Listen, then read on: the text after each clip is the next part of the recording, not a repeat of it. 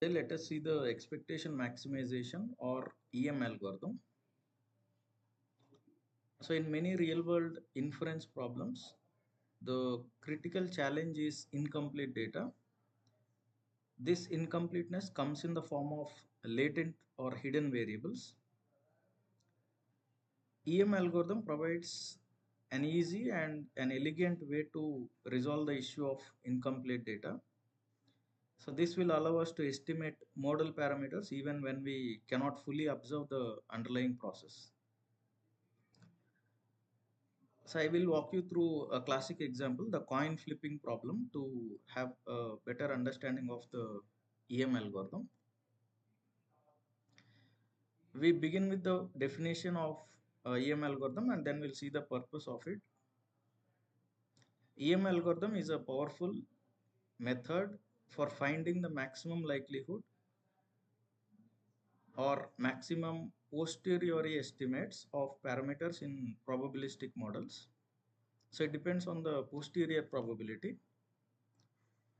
The key condition for its use is the presence of missing data points or latent variables. So without EM, attempting direct parameter estimation is mathematically complex. So you can see various applications of EM algorithm in the uh, slide. So EM algorithm is the uh, driving force behind Gaussian mixture models for soft clustering, and it is also useful in hidden Markov models to estimate the model parameters. HMMs are known for sequence labeling. Also in various other forms of state estimation like Kalman filters, EM algorithm may be useful. So basically, whenever the labels or the components responsible for generating the data are not known, EM provides a necessary solution.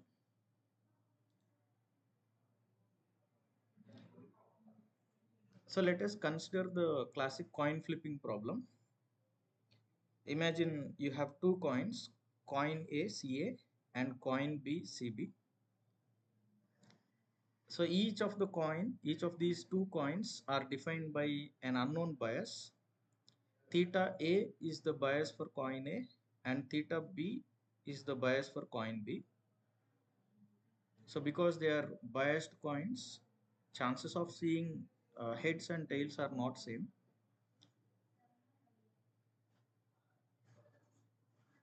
So first let us see an easy scenario where you can measure the bias terms. So in our easy scenario, we perform 5 trails, each consisting of 10 tosses, and we know precisely which coin was used for each trail. So since the data is complete, we have fully observed labels. We can use standard maximum likelihood estimate to estimate the bias term theta. So the bias theta is simply the ratio of total observed heads to total flips for that coin. So we'll get the bias term with respect to seeing heads. For instance, if coin A was flipped 30 times and it resulted in 24 heads, its maximum likelihood estimate is 24 by 30, which is 0.8. So this direct calculation is possible because we have complete data, or you also know which coin was picked in each trail.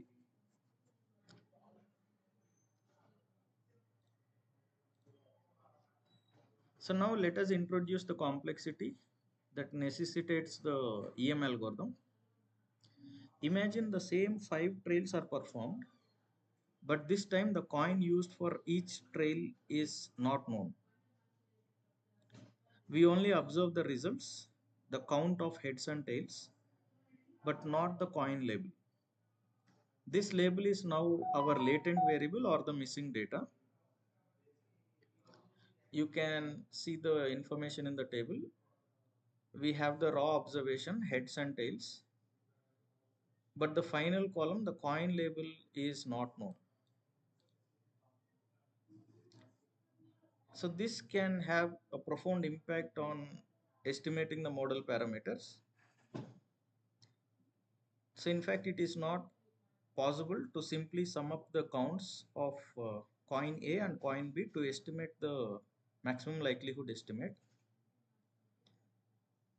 because we do not know which count belongs to which coin. So this scenario is no longer tractable by simple maximum likelihood estimate, and this is exactly where the EM algorithm steps in. So the EM algorithm overcomes this intractability through a two-step process. So the two-step process is an iterative process. So the two steps will be repeated multiple times.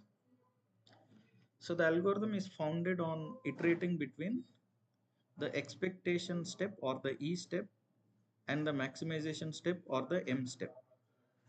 The process begins with an initial guess for the parameter theta. In the E step, we use our current parameter estimates to calculate the expected counts of the missing data. So we are in effect probabilistically filling in the unknown labels. Then in the maximization step or the M step, we treat these expected counts as if they were true. Observe data and We observe the data and use them to recalculate a better estimate for the parameter theta. So this updated theta is then feed back into the E step, and the cycle repeats until the parameter values converge to a stable solution.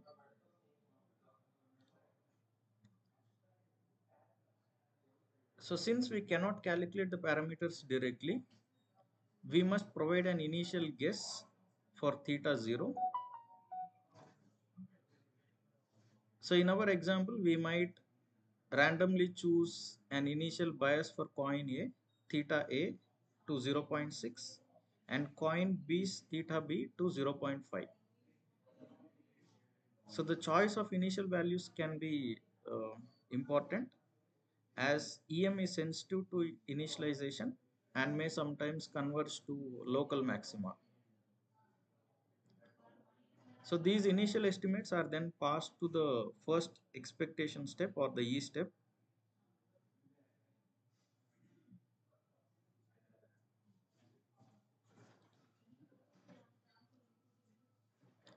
So our goal of the E step is to estimate the probability distribution of the latent variables given our observed data and our current parameter estimates.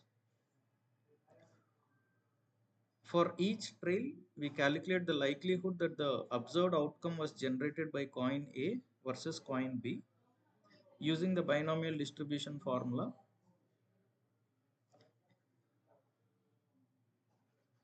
So let us assume a trail resulted in 9 heads and 1 tail. We calculate the likelihood of the result given theta A as 0.6 and theta B as 0.5. So these likelihoods such as 0.04 for coin A and 0.01 for coin B quantify how well each coin model explains the observed data.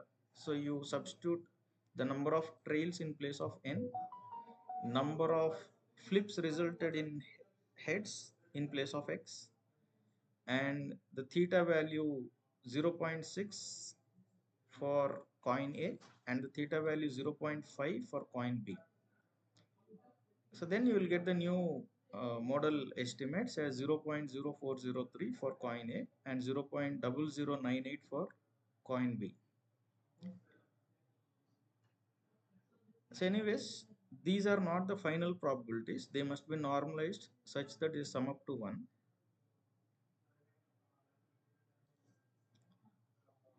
So following the likelihood calculation, we must now normalize these values to obtain posterior probabilities so that we can derive the expected uh, counts. We normalize the likelihoods using the law of total probability to find the posterior probability. The probability that the observed experiment belongs to coin A or coin B.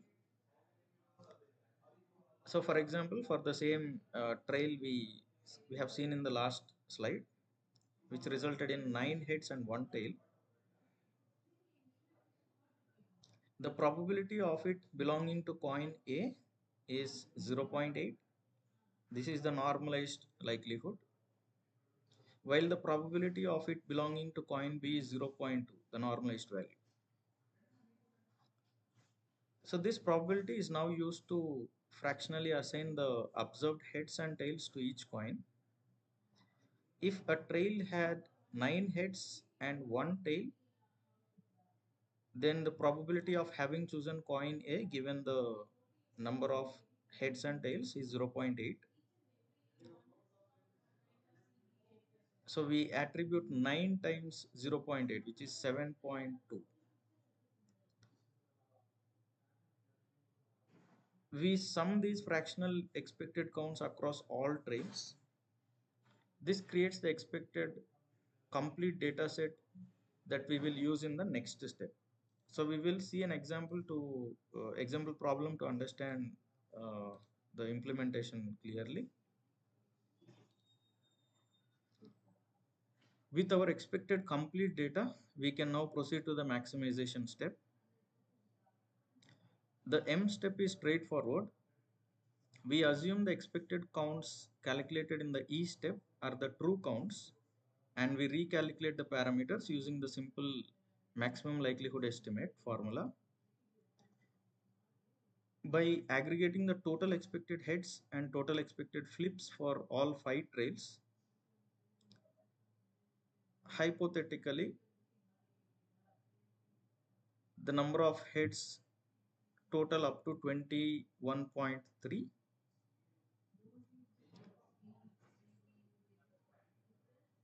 and the total number of uh, heads for coin B is 11.1, sorry, 11.7. So the total expected flips for coin A are 29.9, and the expected flips for coin B is 20.1. So more importantly, we can see theta A after the first iteration have shifted from 0.6 to 0.71, and theta B after the first iteration has shifted from 0.5 to 0.58. So because they are significantly different from the previous step, these current parameters are not optimal. So we may have to repeat the E step and M step again to see uh, stable values for these theta A and theta B. So this brings us to the final stage, confirming convergence. So because the parameters have changed, we repeat the E and M steps using the updated theta values. This process continues, and with each iteration, the overall log likelihood of the observed data is guaranteed to increase. The process halts when the change in the model parameters from one iteration to the next is lower than the limit or is below a tolerance value. So this stage is called convergence state. So in this hypothetical scenario, the parameters stabilize at a final theta A of approximately 0.8 and final theta B at approximately 0.52. So we will see one example.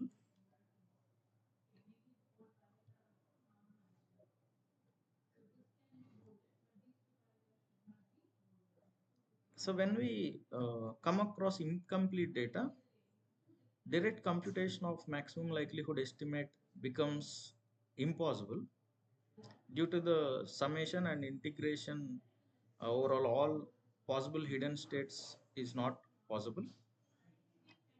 So the EM algorithm provides an iterative solution to this problem by alternating between probabilistic estimates, the missing data, and the re-estimating by re-estimating the parameters.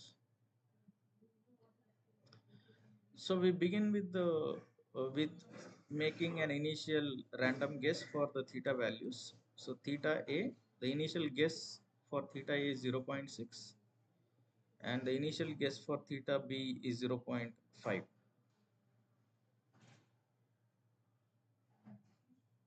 Since we are solving an optimization problem, we need a baseline set of values to start the iteration. So that is the reason why we are making an initial guess for theta A and theta B. So while chosen randomly, the choice of these initial values can be important as the EM algorithm is generally guaranteed only to converge to the local maximum. With our initial parameters in place, we can um, move on to the E step or the expectation step. So E step is probably the most complex phase in the EM algorithm. So before we move on to the E step, let us see the information that is provided after 5 trails, having chosen a random coin among A and B and flipping it 10 times, the outcomes are recorded. For example, in the first trail, you do not know which coin is picked among A and B, but you know the outcomes of each flip. So for example, the first flip resulted in a head, the second flip resulted in a tail, and so on. So you repeated the experiment for 5 trails. So you randomly have chosen a coin and flipped it 10 times in each trail. So next is the E step. The E step is perhaps the most conceptually complex one. So its objective is to compute the expected value of the log likelihood denoted by theta given theta t. So here theta t represents the parameter estimates from the previous iteration. So this function quantifies how well a potential new parameter set theta would fit the full data set, assuming the missing data were distributed according to our initial guess or the current best guess.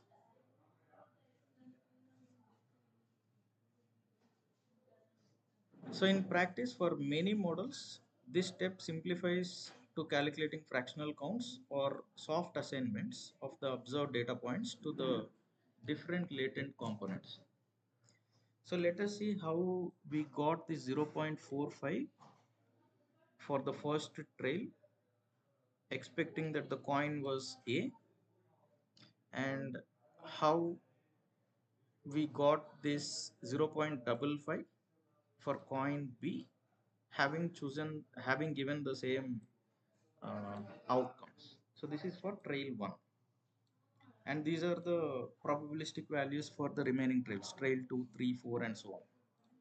So for calculating the probabilities, the posterior probability, we count the number of heads and tails in that trail.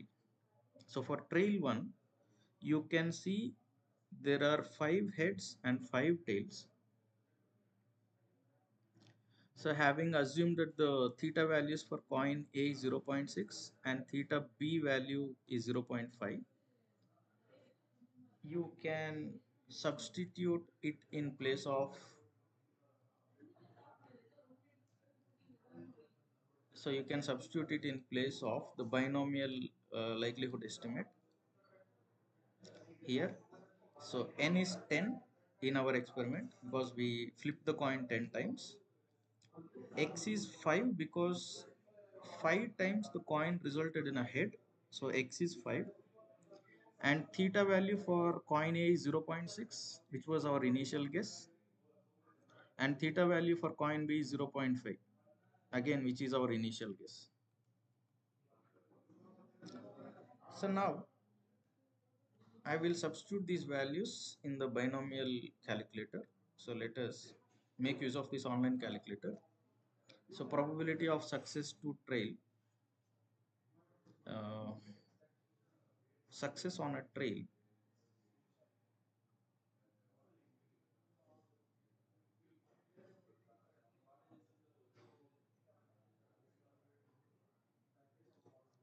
This is number of trails is 10.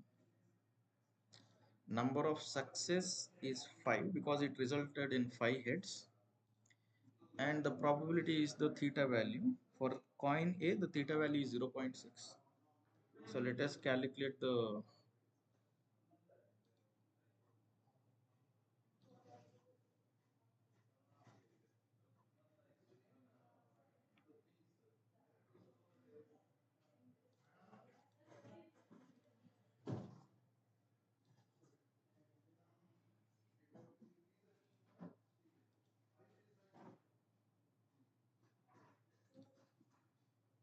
0.6 is the probability of success. Number of trails is 10. Number of success is 5. So let us calculate this. So when it resulted in 5 heads, the probability distribution is 0.2007. Then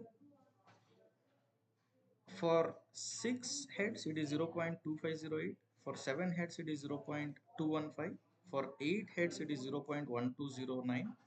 And 9 heads it is 0.0403, and so on. So if I substitute 5 in place of x, then the binomial distribution likelihood would be 0.2007. So now let us do the same. Let us calculate the same for coin B, whose theta value is 0.5. So remember this value, 0.2007. So when the trail resulted in 5 heads, for coin B, the probability distribution says the value is 0.2461. So 0.2461 and 0.2007 are the values. So these values don't sum up to 1.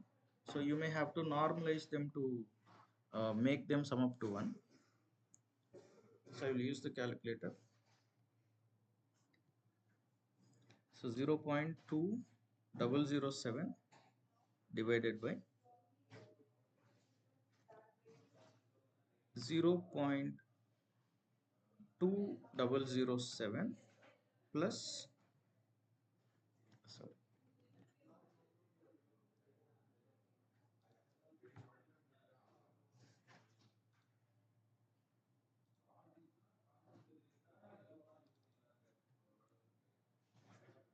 0.2007 divided by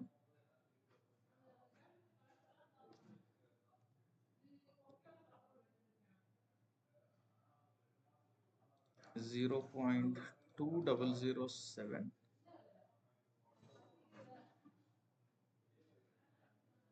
I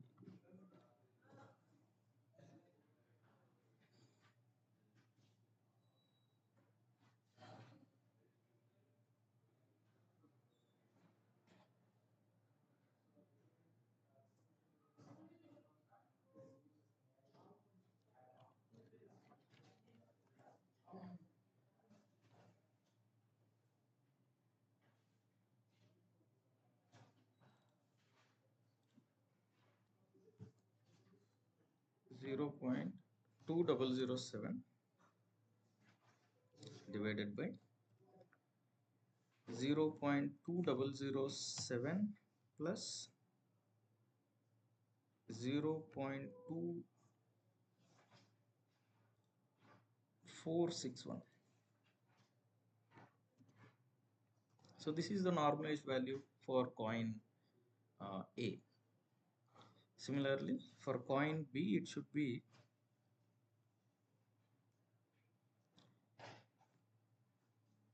0.2461 divided by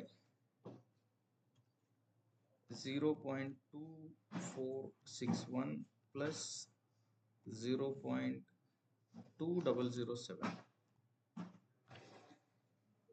So it is approximately 0.55 and this is approximately 0.45.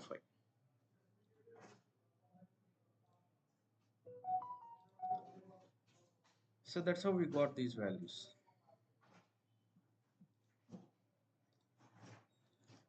So 0.45 and 0.55. So similarly, you consider the number of heads in trail 2 to find the value of x in trail 2 and number of heads in trail 3 to get the value of uh, posterior probability of trail 3. So once you get these posterior probabilities, you can you can count the number of heads in each trail, multiply it with the posterior probability to fill up the entries in the table. For coin B, it was 0.55. For coin A, it was 0.45. So the number of heads in the first trail is 5. So 5 into 0.45 is 2.2 and 5 into 5 tails, isn't it? So 5 into 0.45 is again 2.2. So 2.2 times heads, 2.2 times tails. Again for coin B, you make use of the posterior probability for coin B. So it is 5 heads. So 5 into 0.55 is 2.8 and 5 tails. So 5 into 0.55 is 2.8 again. Then for trail 2, you make use of the posterior probability of trail 2 for coin A and coin B.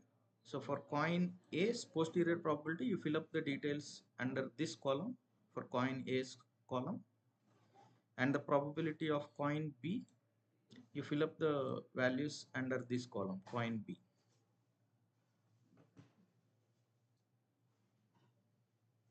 So likewise, you fill up the entries in the table. Then the aggregate expected counts for heads and tails for coin A and coin B separately will be calculated. So for the number of heads having chosen coin A is the sum of all these values 2.2, 7.2, 5.9, 1.4 and 4.5. So they sum up to 21.3. And the number of tails having chosen coin A is 2.2 plus 0.8 plus 1.5 plus 2.1 plus 1.9. So they sum up to 8.6. Similarly for coin B, having chosen coin B, what is the uh, number of heads, the count of heads? 2.8, 1.8, 2.1, 2.6, 2.5, sum up to 11.7. And number of tails 2.8, 0.2, 0.5, 3.9 and 1.1, sum up to 8.4.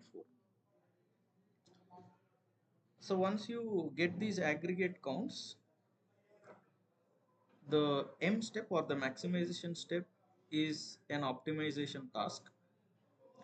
So given the expected complete log likelihood function calculated in the E step, we find the new parameter estimates theta t plus 1.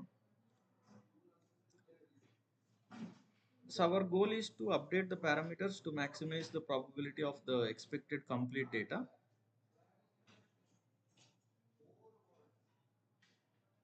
So by treating the expected counts as if they were actual observed counts, we are maximizing the expected quality of the model, which leads to a strictly non-decreasing likelihood for the observed data.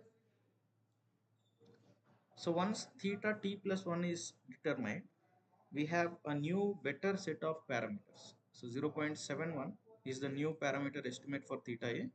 Earlier, we started by assuming that theta a is 0.6. For theta b, the new parameter estimate is 0.58. but the value which was randomly chosen initially is 0.5.